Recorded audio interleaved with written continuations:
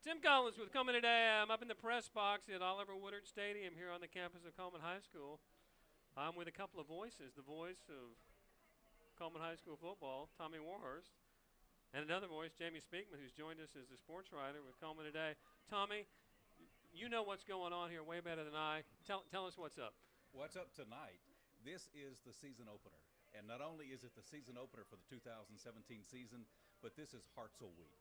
In years past, Cullman and Hartselle played in the same region until a couple of years ago when the regions got realigned, and then the only way that Cullman and Hartselle could play would be in the first game of the season. So that's why it's at the first game of the year then. So that's why it's the first game of the year, and it's a big first game of the year. Not only a big first game, but a big rivalry game that you got to come out of the gate and start.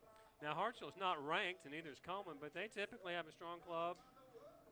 What do we expect tonight as far as scores, game plan, stuff like that? That's what's a toss-up. If you talk to folks from Hartselle, they're expecting good output from their team. Same thing from the Cullman side. Both teams are expecting a lot out of their offenses, but I think it may be the defenses that show out tonight. Well, let's talk about the defense. I've got a roster of defensive players here. We've got Dale Justice at defensive end. We've got Riley Bradford. He's a junior at linebacker. We got Seth Gable, a free safety. Talk about these young men. What do you know about them?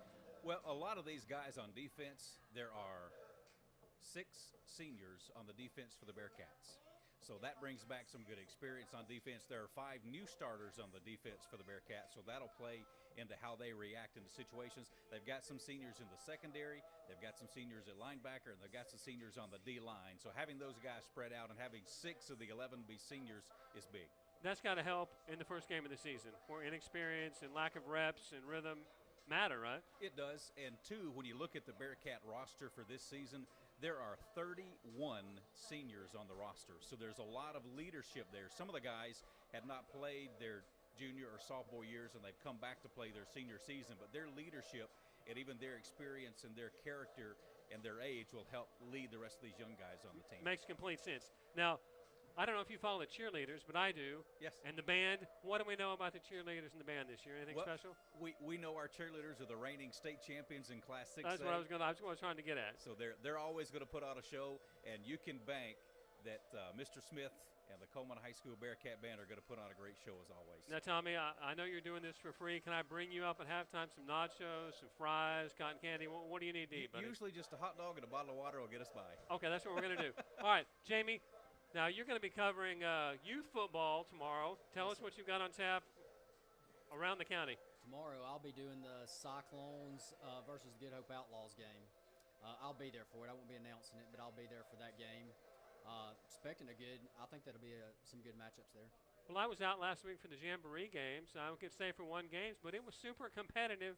I was shocked how well some of those young men played, and some of them didn't look like second graders to me. They were big boys. They're about as big as you are. Right. Yeah, Holly Pond last week they had 2 kids on their fire plug team that was just about as big as I was. There's some big kids out there. And then you've got some little kids out there, but I just love watching their hustle. They give it all they've got out there on that field. Now, Jamie, you're starting with Cullman today tonight. You're a sports writer. You're more of our sports talker.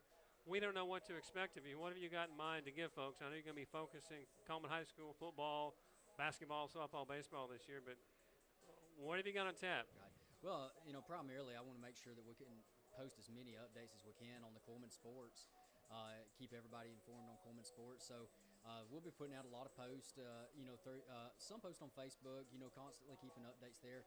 We'll be blowing Twitter up throughout the night and every Friday night for the games.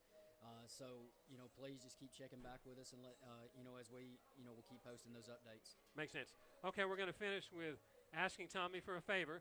Yes. Will you pretend like we're not here and just do a little warm-up voice of the Bearcats for me?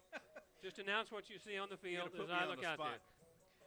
Right now at Oliver Woodward Stadium, you see the Cullman Bearcats specialty teams coming onto the field. You've got your place kickers to the far side and to the near side. The punters are going to be warming up, punting the ball down the field. And down on the south end zone, you have the Hartselle specialty teams. Number 98, their place kicker is a big guy. He's only a junior, but he's been kicking for a couple of years and pretty large for a kicker of his size. And I don't know if that's what you wanted, Tim, but to put me on the spot. That's exactly what I was looking for. You can talk about anything, anywhere, anytime, and you proved it right there. Tommy, thanks for talking to him. I appreciate it. Jamie, we'll see you a bit later tonight. All right. Thanks, sir.